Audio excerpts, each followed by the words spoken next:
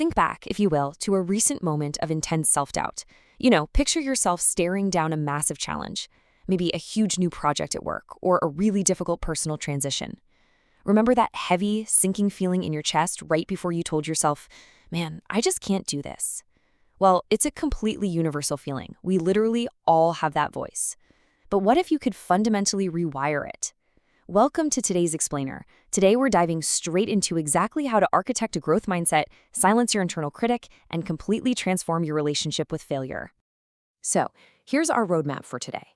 First, we'll cover the fixed mindset trap. Then, finding your wise mind, challenging the inner critic, the power of yet, and finally, building resilient confidence. All right, part 1, the fixed mindset trap and understanding the internal critic. Before we can actually change our mindset, we absolutely have to validate our current experience. Look, pressure is a very real hurdle. When we face adversity, it kind of distorts our self-perception. We internalize criticism, which completely paralyzes our progress and actually turns our own mind into an adversary rather than an ally. And to understand why this happens, we need to look at our psychological framework. Under pressure, we tend to bounce between two extreme states. There's the emotional mind, where we act impulsively based purely on whatever we're feeling in the moment. Relying strictly on this can lead to overwhelming anxiety and, frankly, poor decisions. But then there's the rational mind, which focuses exclusively on cold facts, logic, and reason. The problem there, relying strictly on logic causes us to suppress really important human emotions, which is definitely harmful in the long run. Neither of these extremes is going to serve our growth. Getting stuck in these unhelpful states really restricts us. In a fixed mindset, our abilities feel permanently locked in place. We end up saying things like, I'm terrified of making mistakes, or I have failed. We basically turn our failures into absolute identity traits. It becomes this closed, negative loop. But contrast that with the growth mindset, where mistakes are actually exactly what helps us learn. And here's a fun fact for you. Your brain has 86 billion neurons. A growth mindset thrives on the belief that, with effort, you can continuously rewire those neurons to form brand new connections. How cool is that? Moving on to part 2, finding your wise mind, a state of balance. So the wise mind is that perfect sweet spot intersection right in the middle of our emotional and rational minds. It acts as our inner wisdom. When you're operating in your wise mind, you're beautifully synthesizing your logical reasoning with a deep, genuine acknowledgement of your emotions, so neither side takes total control. You recognize your fear or your anxiety, sure, but you don't let it dictate your actions. Instead, you use facts and your core values to chart your course forward. Part 3, challenging the inner critic and the tools of reframing. The crucial takeaway here is that we don't just have to passively sit back and listen to our inner critic. We can act like architects and actually restructure our thoughts. It just takes 3 pragmatic steps. Step 1, identify the negative thought. You got to catch it right in the act. Step 2, challenge it with evidence. Don't just accept it as the absolute truth. And step 3, replace it with a balanced, growth-oriented thought. You're consciously transforming a self-defeating narrative into a highly constructive one. Now, to execute step 2 effectively, you really need to engage your critical thinking. Ask yourself this powerful Socratic question. Is this thought based on evidence, or is it just an opinion? I want you to literally pause the next time you feel like a failure and honestly evaluate whether your internal criticism is a documented, irrefutable fact or merely a harsh, fear-based assumption. Because honestly, more often than not, it's just an opinion. And here's another incredible question to keep in your toolkit. Will this matter 6 months from now? When we're trapped in our emotional mind, a single typo can feel catastrophic. By asking this question, you instantly pull back. It puts our current anxieties, our perceived failures, and that exhausting pursuit of perfection into a much broader, much more grounded perspective. All right, section 4, the power of yet, a simple linguistic shift.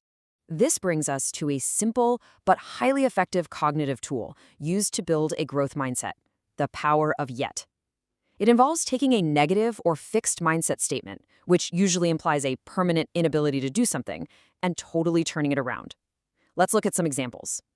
We often start with this very common fixed mindset statement, I'm not good at this. Notice how final that sounds? It completely shuts down all potential for learning. It's just a dead end. But watch what happens when we make a tiny, tiny adjustment to our vocabulary. Instead of concluding, I'm not good at this, you tell yourself, I'm not good at this yet. By making this small shift and just adding that one word to the end of the sentence, you instantly reframe a current limitation as a temporary state of learning. You literally leave the door wide open for future growth, practice, and improvement. Here's another deeply familiar statement of internal surrender. I can't do this.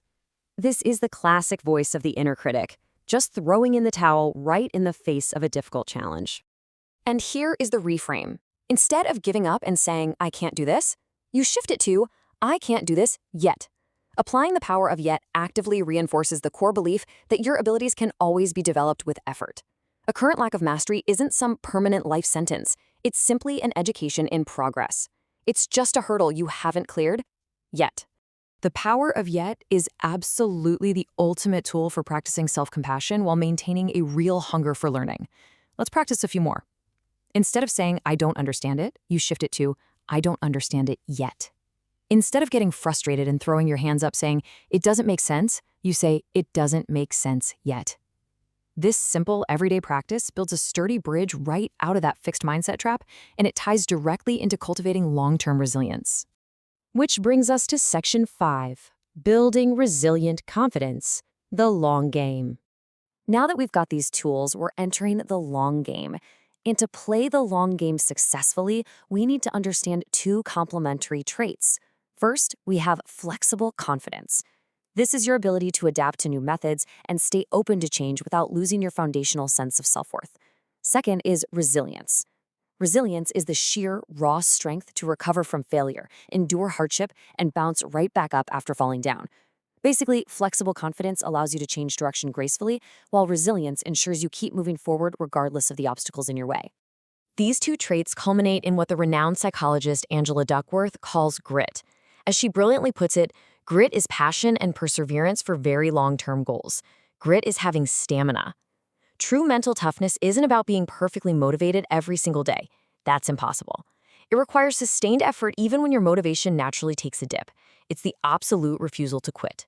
So how do we actually master this kind of grit, day in and day out? Well, here are a few actionable habits that will seriously fortify your inner strength. First, focus strictly on what you can control and just let go of the rest. Second, embrace setbacks as necessary growth opportunities. Remember, they're just part of your ongoing education. Third, practice radical acceptance of the present moment. Fourth, track your grit by intentionally doing hard things, because your capacity for hard actually increases the more you practice it. And finally, celebrate those small, imperfect steps forward. Remember, sustainable progress and your well-being are far more important than chasing some completely unattainable standard of perfection. As we wrap up today, I want to share this really profound, affirming statement from our source material on the architecture of internal ease. I have a place in this world, and I will show up. This is exactly the kind of supportive, coaching dialogue we should all strive to have with ourselves. You are a work in progress, and your efforts truly, truly matter.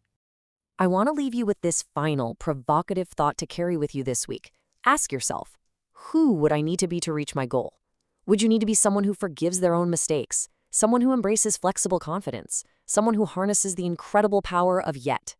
Take the lessons from today's explainer, silence that internal critic, and step boldly into the expansive possibilities of your future. You might not be there yet, but you will be. Thanks so much for joining me on this explainer, and keep growing.